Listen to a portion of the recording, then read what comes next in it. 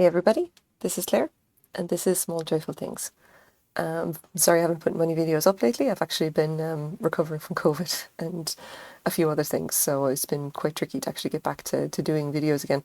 I have actually recorded this video already, and for some reason my mic was muted, so I had to throw all of that out and start over. Anyway, as always, I go to thrift stores or estate sales, or sometimes I buy things from Craigslist, and I'm always looking out for interesting things that I think you guys might like, or that I personally like myself.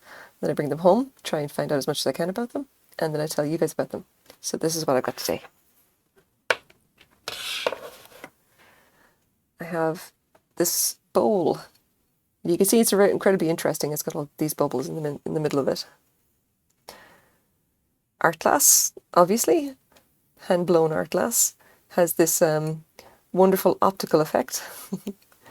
And the effect here is really very, very interesting. It is incredibly thick. It's thick, it's heavy. And the maker essentially put these tiny little bubbles right into the center of it.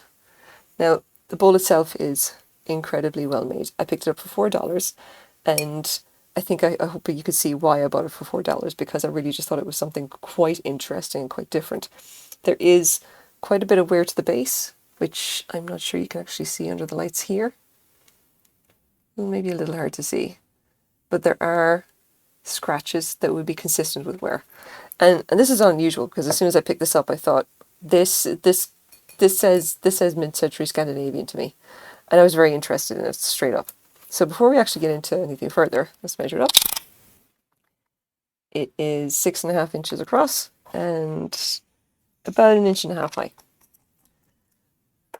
Oh, there. Now, the really cool thing about this is that, like, it was going to be hard to find anyway, because there is no mark or anything on the base. There's no mark, no etching, no nothing. There's just the wear that suggests that it's probably, you know, it's going to be from the 1970s or earlier, you know. It's going to be like, it's got age to it, okay? Now, normally I wouldn't just pick up random art glass unless I'm convinced that it is actually something really cool. And in this case, I wasn't quite sure about it until I found another piece just like it. And it looks like this. And this one is signed. And if I can find it here. And this may be a little bit tricky to see. I'm not sure if I can get it to show up on the light. Let's see. You can barely make it out here. My light is terrible. I'll just grab that. No. No. Is that going to work? No. There we go. Just about. Kaj Franck, Iittala. Now, so my lighting setup is still terrible, I'm afraid. I don't know if I'm ever going to actually be able to figure out a proper way of doing that. Okay, it's not going to fall over. That's fine. So yeah, what we have here is essentially a hand-blown piece by Kaj Franck for Iittala.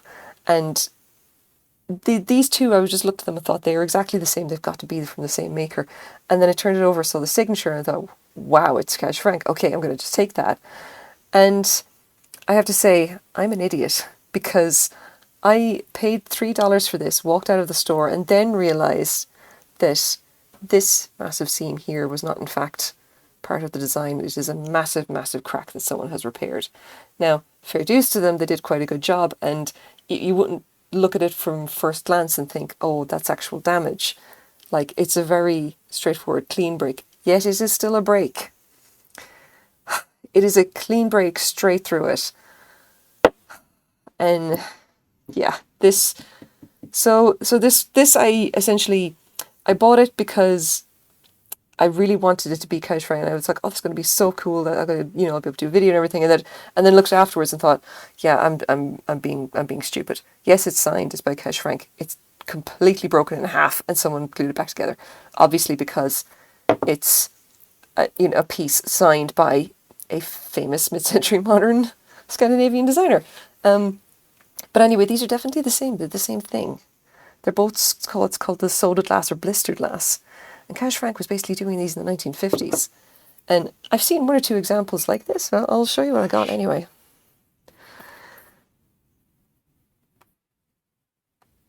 Oh, come on. Work with me. Here we go. Right. So the blistered glass, or soda glass, whatever you like to call it. Now, it mostly shows up looking like this. These little votive holders. You occasionally see these bowls or whatever, they'd be a little bit bigger. I've seen, like, we have one here that's like more like a bowl, like a more flatter dish or whatever like this. So there's definitely other ones out there that he would have done in this style. So it's not like this is just out of left field. We do actually have examples of like ones that are signed by him. Now, this is not signed at all. And I really don't know why, because it's quite nice. It's good, it's heavy, it's nice. And he could have simply just made it and decided that it wasn't nice enough. I don't really know. I don't know of anyone else who actually does this style, and it's very clear that it's not been reproduced. This was very much a thing that he seemed to do, and that was it. Like, in this specific style, there isn't really that many good examples. But for Kaj Franck himself, like, he was an interesting guy. Like, he was involved from the 1940s up to the 1980s in Scandinavian design, and he designed almost everything. He was well known for glass, though, and he was one of the leading figures of Finnish design and an influential figure in design and applied arts between 1940 and 1980. Like, he was one of the big names at Iittala. The Design Forum Finland awards the yearly Kaj Franck Design Prize to a designer or team of designers working in the spirit of the late Kaj Franck. Now, oh, come on, go away. So there is a little bit about him as well, and essentially about the way that he influenced the mid-century modern design aesthetics of like the Scandinavian art movement, basically the Scandinavian aesthetic that just basically filtered out into every glass company practically. But he's there's so much of his stuff that is just, it was simple and it was clean and very, very beautiful. This is from the Iittala website, just a little kind of like, these are his designs. I especially love the picture here. That's very kind of mid-century modern to me anyway. Anyway, I'll leave links down in the description if you guys actually want to have a read of them. But if you actually want to take a look at identification, and I did take a quick look at this here. This is 20th century glass. Go away. Do we have anything here specifically of the blister glass? Not really. Not really, and it's unfortunate. There's, a few pieces from Iittala, but there's none of the soda or blister glass. Kaj Franck is obviously mentioned as one of the designers here. He was very famous.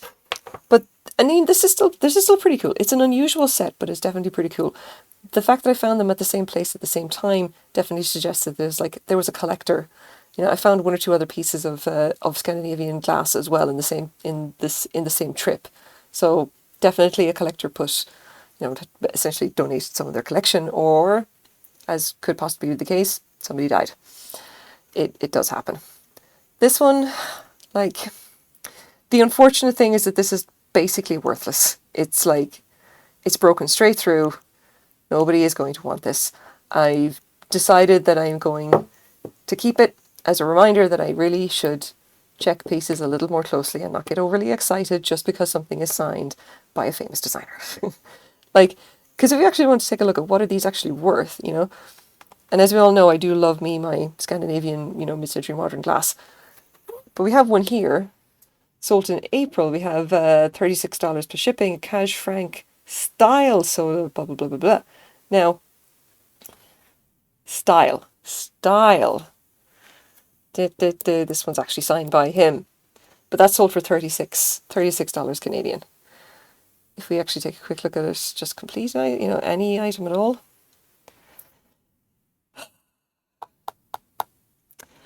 Kaj Franck, Iittala Soul Bubble Glass Design Vase, 1950s, signed. This one here is also signed with a far more realistic price than it. This is $125 and has 12 watchers. That tells me that this could have been an incredible buy. Unfortunately, it is not. As it is, I'm expecting that this unsigned will probably sell for about 40 to 50 Canadian dollars. We'll see. I still think it's a good buy. I wish it had been signed by him. If it had been signed by him, I would have easily put the price over 100 and I would have been so very, very happy. But As it is, if you do see something signed specifically by Kaj Franck and it's under $20, just buy it. It's going to be a good buy. Yeah. Unfortunate. Anyway, these are my small joyful things for the day. I think I'm going to have to call them a set. This is what they are. As always, if you're interested in any of the stuff I do my videos about, you can take a look at my Etsy page. I do a lot of vintage glass. Vintage glass is kind of my thing. I do a little bit of everything, but a lot of it is glass. So here you go. Thank you very much for watching. Bye-bye.